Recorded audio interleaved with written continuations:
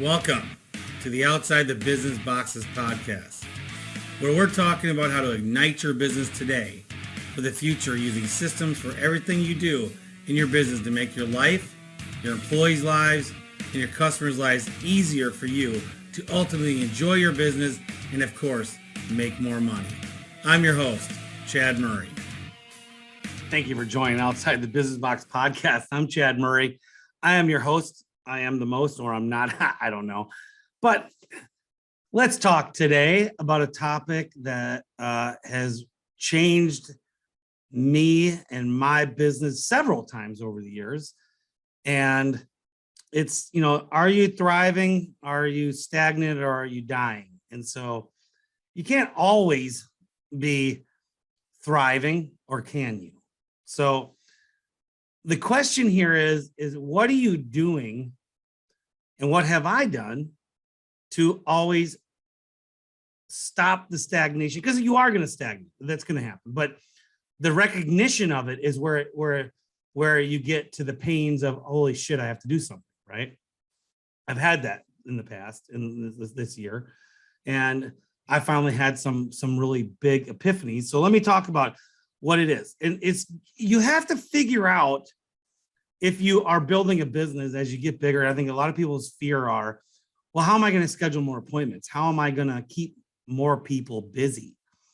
Well, it's funny. The evolution of building a business and getting people busy is knowing your marketing, knowing your branding, knowing your message, having it all dialed in correctly, and then knowing when to, like I said in the podcast last time, is when to put the gas on it, when to take the gas off. And so it can be scary building a business. And I've been doing it for 26 years now. And we literally have never figured out February through August. It has been the abivable, I'm making the word up because it's just been so shit for us for 26 years. It has literally plagued me. And this year, I had the anxiety that has never taken on a form of itself like it did. I mean, we're talking, I went insane, literally to the point of past depression. And I needed to do something about it. And I mean, it was to the point where I was going to literally go to the doctor. I mean, I could not, and I knew what the root of it was. I'm a very happy person. I like to have fun. My disc profile is a DI, which is a dominating, fun person. I'm a beer drinking A-type person. I like to talk and chill out and have fun. And I mean, there are times that I'm not that guy because all of a sudden it's February. Half the year I'm not who I normally want to be all the time. I'll give you an example. I was not the fun guy that I like to be. Fun guy. I have an old uncle that used to say, I'm a fun guy. Anyway, I wasn't the fun guy in Vegas that I always want to be. Now I had some physical capabilities because of COVID still on me. And I really injured myself walking one evening with a whole bunch of guys and girls, couples all walking around casinos. We were casino sightseeing. It really messed me up. And I was really, really bad the day of Thursday of the conference. And I even cried Friday morning and told Cody, my sales manager, I said, I need help. I can't sit at my booth like this. And I got to get out of this mindset. I need you to pep me up and be there. And so he did, of course. But I mean, when I get frustrated, I cry, which is a fucking sissy thing to do, but I do. But the crazy thing about it is, that was because of my physical being. And then we come into March, April, May, and June, and not June, May, and my business is just not doing. It's doing what it always does, losing money. I also spent $250,000 on a building of cash that I had. I'm very well good with money. I always build it up and then lose it every year. But I build up, I don't lose all of it. And I've built up a pretty good money, a stagnant, but I've never spent a check and bought a property for that much money. And it was really throwing anxiety on me. And then you hear all the noise from everything going on out in the world, and Biden this and can't get this, and so what did I do? What do I do? Well, I certainly for 2 months just wallowed in my misery and certainly had no fun. Literally just every aspect of my life sucked. Except for my family. My family has always been a rock. I had a baby coming for a granddaughter. I had a daughter graduating high school, and yet I'm a shell of myself not during the baby was born when things are already better and things are starting to turn around the graduation. But all that buildup of all this, I was literally hyperventilating, waking up at 4 a.m, just not doing my business. I needed to figure something out. And this is for everybody. This isn't just for big businesses. We all have anxieties. Some of you, you got your business dialed in and you like it where it's at, and that's fine. But some of you don't. And you want to build a business. And I'm going to tell you, the anxiety comes if you don't build it correctly. I did not build a business correctly when it came to the off season. On season, I'm as busy, if not busier, than I guarantee I'm a top 5 business when it comes to being on the go season. When it comes to fall, we're talking millions of dollars we do in the fall. Then we lose 80% of it the other part of the year. Terrible business model. So what did I do? Well, number one, I changed my mindset. I had to stop woe is me. And I talked about it a couple of podcasts ago, mindset. Stop listening to the noise. And what are you going to do? Do something. We always kind of did stuff, but not something. Little stuff. Or maybe it was big, but it didn't fit us. Air duct cleaning doesn't fit me. That's not our business model. We do dryer vent cleaning. Honestly, I wish we didn't. We don't need it. And I'll tell you why we don't need it. So everyone, we hired a mason last year, and everything, was leading towards going into masonry and this, that, and the other. And so here I am looking at June, staring down to June, which last year I lost $100,000, and I lost all this money in April and May, spent a bunch of money too. And I was like, my heart was starting to pound, and not in a good way. Probably even skip beats. What do I have to do? Well, I have to work on my business. I need to get into my business and work on it. Now, I'm not retired from the business. I'm retired from operations. I do not tell people where to go and how to do their job. I talk to the management, and I also do help out with hiring. And I'm the only one that does the marketing. That is. So when everyone says, operations is operations, marketing and high-end back-end stuff is what I do for masters. So if you want to know what it's like to be retired, that's what I do. I'm good at it and I like it. I can do it at midnight, or I don't have to do it at all. I can go months without touching my marketing. But I needed something to happen to stop the stagnation and loss of the spring and summer. So I dug into the idea that what's working. What's the low-hanging fruit, which seemed to be obvious, but was not. And for us, our case, it was masonry, obviously. We need to start advertising masonry, not just chimney shit, like advertise masonry. So I literally I'm sorry, if you're not a religious person, that's going to turn you off. I don't give a shit. I'm about to tell you an experience that happened to me a couple of weeks ago. Sitting there, and I was literally at the lowest part of the whole last 6 months, 3 months especially, lowest part. Just the weight of life in my business was on me, and I was literally about to explode, sitting in my recliner, mindlessly not watching TV with the TV on, balling up, freaking out. My wife wasn't scheduling a vacation because she thought we couldn't afford it. We were like, Calamity Jane had hit us. and something happened. Not a joke. It's real. I got hit, truthfully, by the Holy Ghost with an idea. And I felt it. And it was immediate. And my anxiety was instantly gone. Instantly. I'm not kidding. It was just an idea. That's all it was. Masonry and your marketing need to be game up. You got to do something.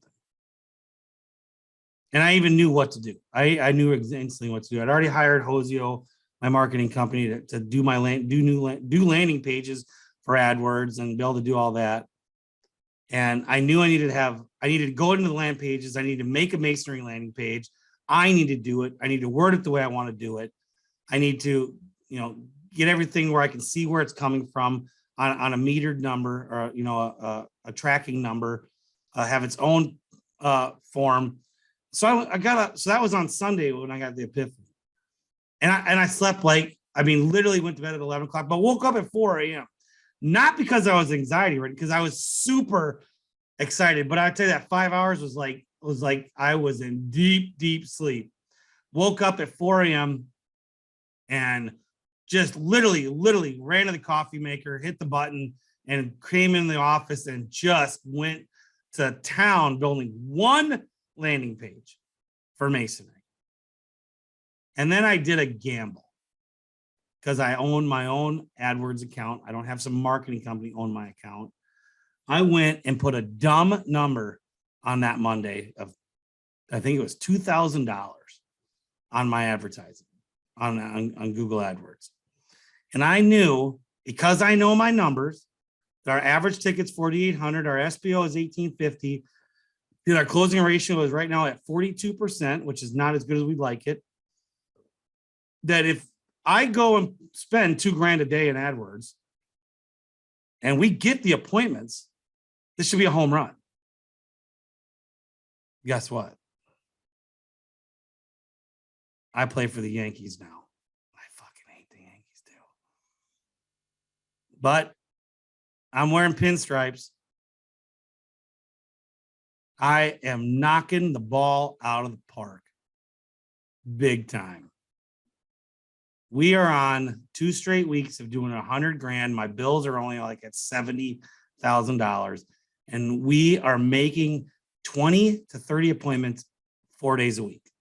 And then Friday's a shit day. I need to turn off AdWords on Friday. It's just it's summer. Nobody's calling on Saturday or on Friday, 4 or 5 appointments maybe. But yeah, 20 to 30 appointments a day. And the guys are hitting their numbers. We did 104,000 last week. I could not believe it. The week before we did 102. And already I'm recording this on Monday morning. And as of Monday morning, right now, we have it's 10:21. And right now for sales, oh my God. Didn't even know it. For right now, Monday morning, I have 27,000 up in sales. 5 appointments already scheduled this morning. And we have scheduled appointments now today. 2, 3, 4, 5, 6, 7, 8, 9. We've scheduled 9 appointments already so far today. It's 10:22.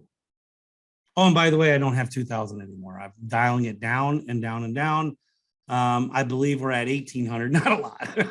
We're at $1,800 a day in marketing on AdWords. And what's great about it though, and I'm not actually, here's what the thing about AdWords is.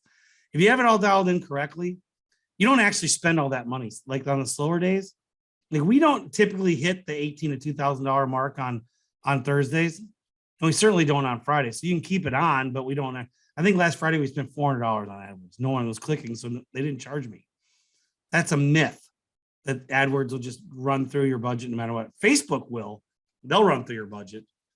Google does not. I used to think Google was a sham because everyone always says SEO depends, if you don't pay for Google, SEO won't work if you don't pay for AdWords. Well, that's not true. The difference in the matrix and when buying AdWords is if you have and you're paying money, you're having people click. So you're having more people click on your website. That is the key metrics and why your website will start doing SEO. So I almost say, as long as your pages are optimized correctly, and I hate to say this, dial down your SEO, up your AdWords, and your SEO will come up. And so we're in the middle of transitioning to do that. And yeah, but I brand it. So that's the next thing. Also so in the branding thing, if you go, Donald Miller's story brand, okay. Kudos to Mike Faison. I'd actually started story brand before he talked about it, but I did nothing with it. And I actually read half the book. And then he last year goes into this big story branding and this and this, and then blows his company up. Mike Faison's company is just on fire with his security doors and stuff and all that. And his chimney business has doubled. And he's just a brilliant marketer. And he's just done the homework. You have to do your homework. You got to know these things. So if you own a business, there's a formula here. The formula is you need to also own all your entities. All your property is yours. If you don't own your website, you need to take it over and find it and own it. Hire someone to own your website, where you're going to hire them to build you a website, but you're the administrator of the website, so you can kick them out and someone else can work on your website. Same thing with AdWords. You should own your AdWords account, not another marketing company that when you fire them or they're not doing their job, you can't fire them. I mean, you can, but everything that you had built is got to be rebuilt. And so if it's already there, if you want to fire someone, you own it all. You just kick them out of your account. Any intellectual property you have in a business, you should own. And you hire people to put it in there. And there is no other way. Don't let anybody tell you anything else. So when it comes to branding, who's the perfect guy to talk about it? You all know this in the chimney industry. Mark Stoner. We fix leaky chimneys. Brilliant, right? Well, it doesn't rain in Texas as much. So our motto is, we fix chimneys. The chimney tells the story.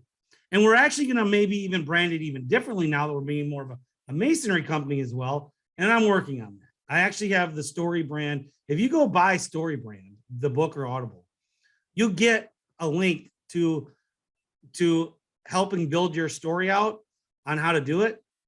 And I'm working on it right now with my coaching business. And as soon as I'm done with my coaching business, Story Brand, I'll be working on masters again, redoing it and redoing the website again. But I'm always constantly working my business to make it better. And so branding is big. It's how a little company who's working on their business can, and even in a small market, triple their business.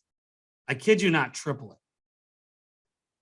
And how do you do it? You have to know certain things. So you have to have a business transformation in your mind, and then you have to start knowing how to do it. I know how to do it. We got to start working on your mindset. Then we work on your marketing. Then we work on your accountability and your systems and everyone's like, I'll give you a story. Like John, my general manager, is on vacation right now. He probably doesn't listen to my podcast, some of them, but I went and dropped off a trailer Saturday night, coming from home from the cabin. I took up to the cabin and I saw 9 trucks with no locks on anything sitting in the back. There were literally 25 ladders. You could have gone to my place and stolen, if you had a trailer, in 15 minutes, you could have taken 30 to 50 grand of ladders. And I was livid because we've worked on this before and the system's not being worked. The accountability is not there. So I wrote a seething email because I was so upset. I shouldn't have done it, but I did because it's something that we should have worked. It should be ingrained in our culture at Masters to have this happen. Well, it's not. They let the ball drop. John's on vacation, but I guarantee if he wasn't on vacation, it would have still been there because they haven't been concentrating on what the trucks look like, and the trucks look like shit too. I was like, this is terrible. Now my educators, their trucks, at least that I know, always are clean. There's not a lot of stuff in it. Let's face it, when you do masonry, and you're going on doing a bunch of stuff, it's tougher. I get it, but it has to be managed. That's the part that I was so seethingly pissed off about. just because John's on vacation, let's just say it was a John on vacation deal. Well, who was supposed to pick up that ball? Well, Brian was, or Rory was. And if that were the case, it wasn't. So anyway, back to accountability. And so all these systems have to be built and then managed. And this is how you start maintaining a business. You have to have this formula of you can start it anywhere. So I mean, like, you literally can start on the marketing and then start on the hiring and then the system hiring. And it does not matter where you start. I like to start on people's biggest pains. But in the same aspect, you could jump into my group coaching with me right now. It doesn't matter what we're working on. You can start working on that. And then if you wanted to work on your biggest thing, you just do a hot shot appointment with me. We figure out your biggest problem and I give you the little hot shot tip and you do it and you fix it. But the system of building your business is here. I've got it. Now, I'm not trying to make this an advertisement for me, although that's the reason why I do the podcast. But building your business is intentional.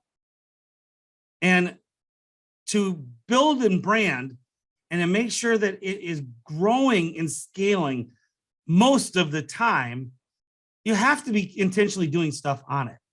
You can't just sit back. Now, when you got the buying season going on, you're not working on your business. Come on. I don't work on my business from September to February because we're busy.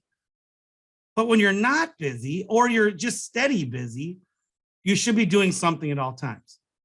But in the fall, in the chimney industry, if you're not in the chimney industry, if you're busy times in the summer, then you work the business. And then when you slow down, you work on the business. And when it's go time, you make sure that what you worked on is working and functioning. And when you do that, now your business starts to grow. There's no more stagnation. There's no more questioning yourself. The worst question is a question not answered. Or excuse me, the worst question is a question not asked. And that's what it's about. When you look at your business, you look at what is your anxiety. Some of you guys are booked out for months, yet you're either not making money or you're barely making money, or you're just sitting there like, why am I in this repeated loop? I was in a repeated loop. I told you about it. Every 6 months I get rich, and then every 6 months I get poor. It's a loop we've changed. We have solved just recently, and it's working. And now it could stop working. It could. I don't think it will. I added a whole revenue stream and a whole marketing campaign that is crushing it. Now, why would that go away? It's not. So yeah, I'm a baby in the experience of making the off season work or the non-buying season. I want to make my year a buying season all year round. Chuck Hall, if you listen to him, the podcast with me, I think he was in there, but if not, I privately might talk to him. It's about buying season, not the fall season. It's called buying season. I want to make my business buying season all year long. And to build a business, isn't that the goal? Have an all year round buying season? We can do it. You can do it. What do you have to do to make your business a buying season all year round? Think about it and be intentional on what you can do to brand it correctly, market it correctly, and to make sure that everything is being accountable and worked on. And when you do that, your business will never get stagnant. You won't allow it to. And so for years, I accepted my fate that spring and summer are going to suck. So what was my mindset this year? It was suck less. I was trying to build a business and it was just a terrible message. But that was our motto, my motto, telling everybody our motto at Masters for this year is suck less. Because I didn't have a way to not suck at all. I mean, and so I hate the fact I did that because I wasn't thinking the right way. Everything I always did was geared towards fall and winter. Everything. It was never really concentrating on what in the chimney realm or masonry realm can we do to profit and thrive all year. And I fixed it so far. I'm on my clearly on my third week that's going to be making money. And by the way, if you want to know what the forecast in Dallas, Texas is the last month, it's 100 degrees ish, 96 to 105. We have a little cooling front coming in this week, but still July 4th, I think it's going to be 100 degrees again. And so what is a chimney company in Dallas, Texas doing? Well, I'm not just doing chimneys. We are and not. And we're also doing some masonry on other things. And we're building a business and we're building a brand. And we are building, Cody had a thing 20 million. That's my sales manager. I don't know if I really believed it. With the model we had, we couldn't do 20 million. We could have got Oklahoma City up to 4 or 5, and we could get Houston up to 4 or 5. Dallas could be 6 or 7, but my topped out was 12 to 15 million in my thoughts. I never could see a 20 to 50 million dollar business. Guys, for the first time, you might be hearing this, except for I think you might have heard it from Lindemans, Mike Bodart, maybe Stoner. I honestly think, and I'm not inflating my head, because if AC people can do it to 50 million, why in the hell can't we? I am putting it out there right now. I think we can be a $50 million business with masonry, chimneys, fireplaces, installs, rip and replacements, new ones, patio fireplaces, everything. 50 million in Texas and Oklahoma. And I don't think you couldn't do it any different anywhere else if you have the bigger market. And I don't believe if you have the model of masonry, chimney, and fireplaces, if that's your model, those 3 things, I don't care what market you're in, you're a minimum of a $3 million business if you want it to be, and make that profitable if you do it right, to where where you can build a business that doesn't rely on you. You got to brand it right. You got to have the system to do it. You got to know what you're doing, because if you're just the technician, you're never going to figure out how to build a business.